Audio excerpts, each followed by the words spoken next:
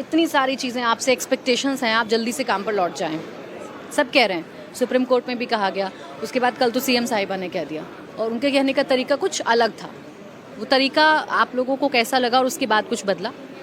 नहीं मैम, उसके बाद क्या ही बदला, थ्रेट जैसा था थोड़ा, ठीक है, लेकिन हम लोग भी काम पे लौटना चाहते हैं। हम लोग सिर्फ डॉक्टर ही नहीं, हम लोग पीजीटी स्टूडेंट हैं। हम लोग का एकेडमिक्स, हम लोग का learning curve, clinical exposure loss already हो रहा है। 20 दिन से हम लोग भी प्रोटेस्ट में, हम लोग भी काम पे लौटना चाहते हैं क्योंकि हमारा क्लिनिकल एक्सपोजर अभी हम लोग सीखने का टाइम है। We also want to go to work, but the thing is that कि जो जस्टिस का कोई वो प्लान हम लोग को नहीं दिख रहा है आता हुआ जस्टिस, दूर दूर तक जो एक ट्रांसपेरेंट सिस्टम के थ्रू जस्टिस दिखना चाहिए वो हम लोग को बिल्कुल नहीं दिख रहा अभी। That's why we are in. कल तो खुलकर एक बात आई कि भाई एफआईआर दर्ज हो सकती है, आपका करियर खराब हो सकता है, वीज़ा में, आपको पासपोर्ट में, सब चीज़ में आप लोगों को दिक्कत आ सकती है। ये क्या पहले से ये बातें आप लोगों के दिमाग में डालने की कोशिश की गई? पहले कभी किसी ने बोला कि ऐसा करेंगे तो ऐसा होगा आप लोगों के साथ?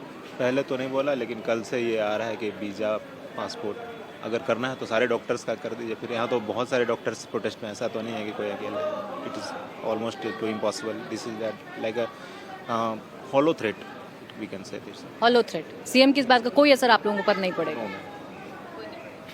ये प्रोटेस्ट अभी हम और देखेंगे ना? हमें जस्टिस आता हुआ दिखता नहीं है through a transparent system. We are अभी तो केस सीबीआई के पास है, इससे पहले जो हुआ वो सबके सामने। आज तो एक ऑडियो भी सामने आ गई उस फीमेल की जिसने परिवार वालों को फ़ोन किया था और झूठी कहानी बताई गई थी। क्या शिकायतें रही आपके सिस्टम से अभी तक जो इस मैटर, इस केस में मैम देखिए, अगर पहले तो एविडेंस का बात है। अगर गवर्नमेंट बोल रही है कि evidence are intact, then why they are taking so much time to give justice and to find the culprits if evidence are intact? It means somewhere evidence have been tampered or something like that. नहीं, government तो कह रही है ना हम तो doctors के साथ खड़े हैं।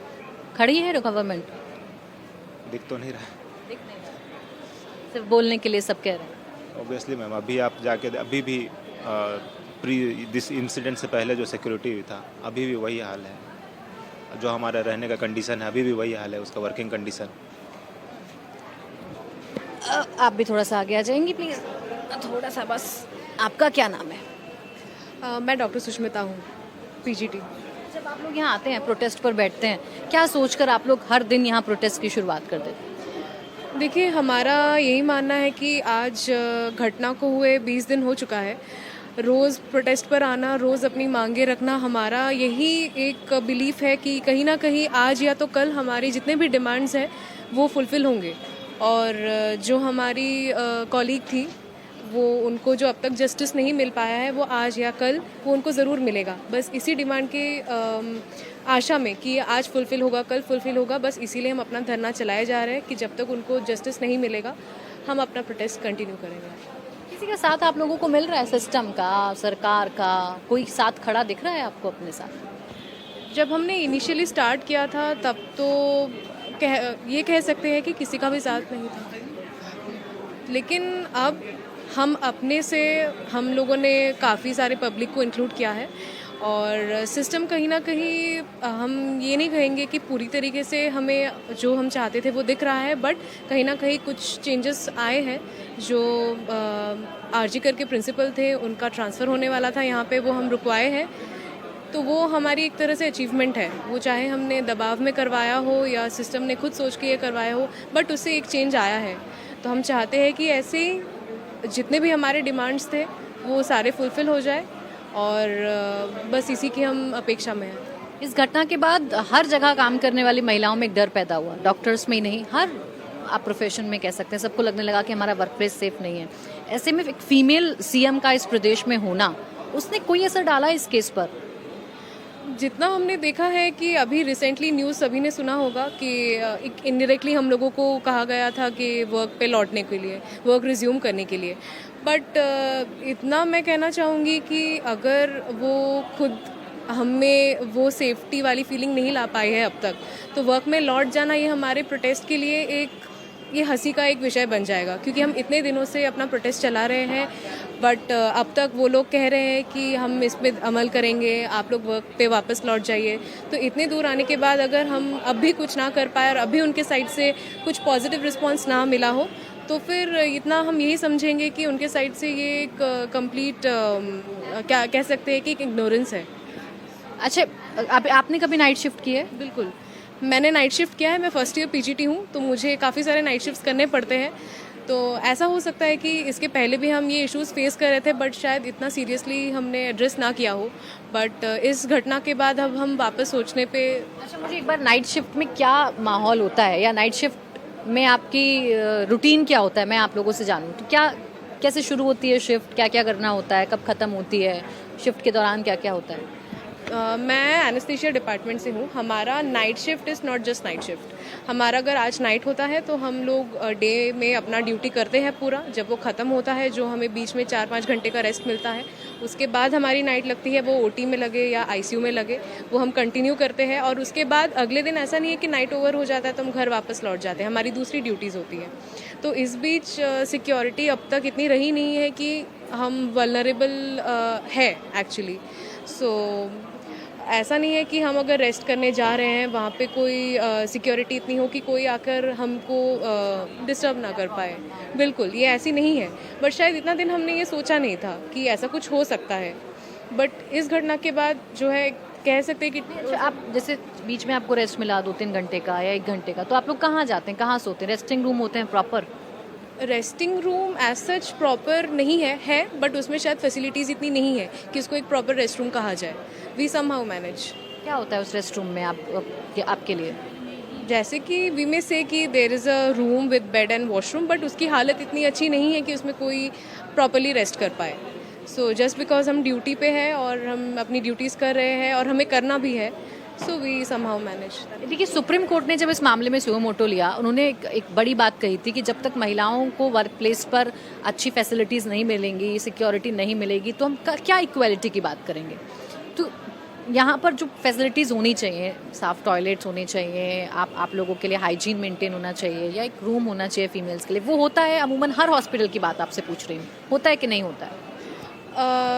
जैसे मैं अपने हॉस्पिटल के बारे में कह रही हूँ, मैं ये गवर्नमेंट हॉस्पिटल है, एंड गवर्नमेंट हॉस्पिटल में we know there are compromise facilities, but एक जो है, एक प्रॉपर डॉक्टर रेस्ट रूम है, उसमें कुछ फैसिलिटीज़ होनी चाहिए, जैसे कि हाइजीन होना चाहिए, आपने बताया।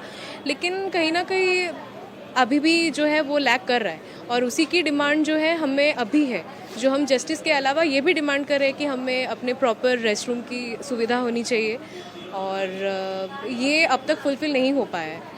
तो हमारी प्रोटेस्ट में ये भी एक रीज़न है। महिलाओं के जहन में बहुत सारे सवाल खड़े हुए ना, वर्क प्लेस में क्या हुआ, कैसे हुआ। आपका नाम पहले, सबसे पहले? मेरा नाम डॉक्टर श्रीजा बरुआ है। मैं फर्स्ट ईयर पीजीटी हूँ एनेस्थीसिया डिपार्टमेंट से।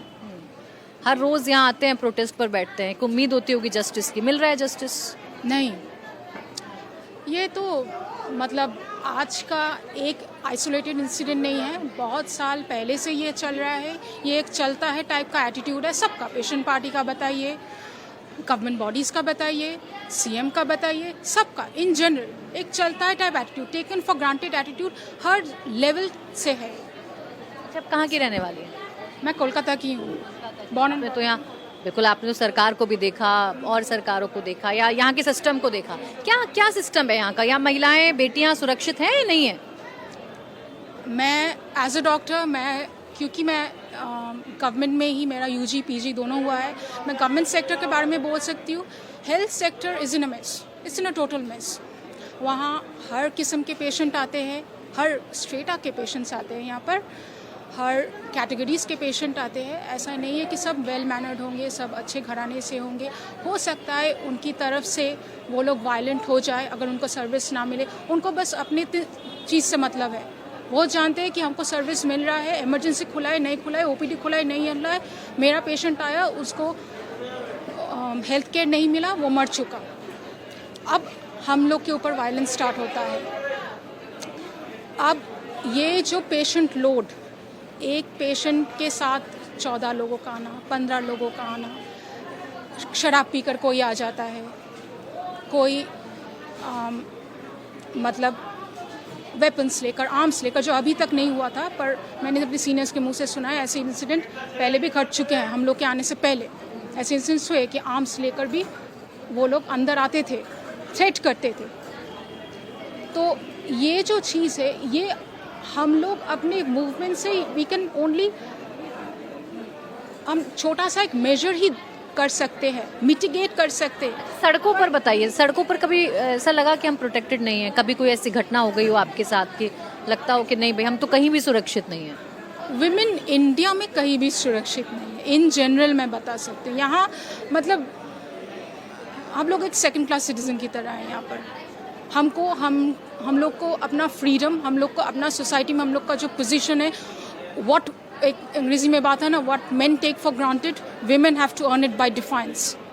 यही एक बात है, सब छीनना पड़ता है हमको, जन्म से सब कुछ छीन लो छीन लो छीन लो, बस यही चलता आ रहा है। सब कुछ कर लेना पड़ता है हम औरतों को, हम औरतों का अपना कुछ नहीं है। सब पिता, सब पति, सब भाई उसी से चलता है। It's all in the mind set, it's not in the heart, it's in the mind. देखिए बड़ी बड़ी बातें कर ली जाती हैं महिला सुरक्षा को लेकर, बहुत सारे डिबेट्स हो जाते हैं महिला सुरक्षा को लेकर। ग्राउंड की रियलिटी क्या है ये हमने आपको बताई। डॉक्टर्स क्या सोच रहे हैं और वो क्यों प्रोटेस्ट पर अभी भी हैं, वो क्यों अपने काम पर वापस नहीं जा रहे हैं, जो थ्रेट्स उनको मिल रहे हैं उसका क्या असर उन पर पड़ रहा है, ये सब कुछ आपने देखा। और इसे देखने के बाद एक ही सवाल है जो आपके जहन में है कि ये सिस्टम कब सुधरेगा और कब बेटी अभिया को इंसाफ मिल पाए।